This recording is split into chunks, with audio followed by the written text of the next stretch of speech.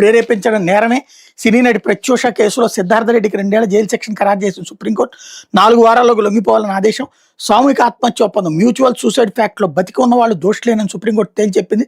ఇద్దరు కలిసి ఆత్మహత్య యత్నించినప్పుడు ఇందులో ఒకరు ప్రాణాలతో బయటపడితే అది ఆ వ్యక్తి చేసి నేరంగానే పరిగణించాల్సి ఉంటుందని స్పష్టం చేసింది. సినీ నటి ప్రత్యూష కేసులో ఆమె స్నేహితుడైన సిద్ధార్థ రెడ్డి స్వయంగా విష పదార్థం కొనుగోలు చేసినట్టు తేలిందని, అతడు ముమ్మాటికి దోషిని అని పేర్కొంది. 24 ఏళ్ల క్రితం సంచలనం సృష్టించిన ప్రత్యూష కేసులో హైకోర్టు ఇచ్చిన తీర్పును సమర్థించిన సుప్రీం ధర్మాసనం నిందితుడు సిద్ధార్థ రెడ్డికి 2 ఏళ్ల జైలు శిక్షను ఖరారు చేసింది. 4 వారాల్లోకి లొంగిపోవాలని సిద్ధార్థ రెడ్డి ఆదేశించింది. 2002 ఫిబ్రవరి 23 సినీ నటి ప్రత్యూష ఆమె స్నేహితుడు సిద్ధార్థ రెడ్డి కూల్ డ్రింకులో పురుగుల మందు కలుపుకుని తాగి ఆత్మహత్య యత్నించారు. మరుసటి రోజు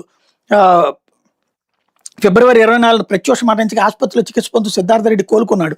ప్రత్యూష మృతిపై పలు అనుమానాలు రావడంతో అప్పటి ప్రభుత్వం సిబిఐ విచారణకు ఆదేశించింది.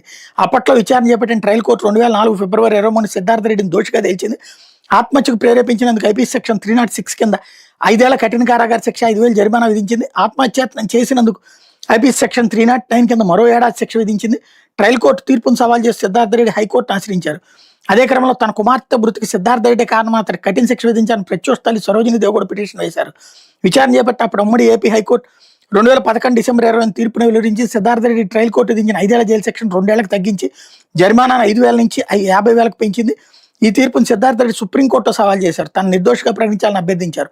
మరోవైపు తన కుమార్తె మరణానికి సిద్ధార్థ రెడ్డినే కారణం అతనికి యావజ్జీవ శిక్ష విధించాలని కోరుతూ ప్రత్యూష తల్లి సరోజిని దేవ్ కూడా సుప్రీంకోర్టును ఆశ్రయించారు. ఆ 2 పిటిషన్లను సుదీర్ఘకాలం పాటు విచారించిన సుప్రీంకోర్టు ధర్మాసనం గత ఏడాది నవంబర్లో తీర్పును రిజర్వ్ చేసింది. మంగళవారం జస్టిస్ రాజేష్ బిందా, జస్టిస్ మన్మోహన్తో కూడిన ధర్మాసనం తీర్పు వెలువరిస్తూ సిద్ధార్థ రెడ్డికి 2 ఏళ్లు జైలు శిక్ష విధించడానికి సమర్థించింది అన్నటువంటి వార్తని హైలైట్ చేశారు. ఇది